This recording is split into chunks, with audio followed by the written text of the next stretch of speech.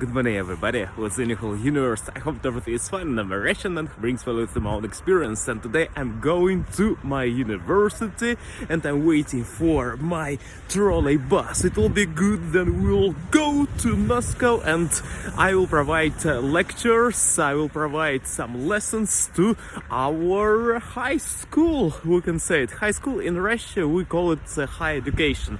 It means bachelor's degree they will get. I don't know what's the name of it in English, but I will provide to them lectures about projects doing in the area of Russian language learning. It is kind of that you can do projects, you can do your own products that are based on Russian language, and then in Russian language and then you will improve your skills and competences. Have a good day.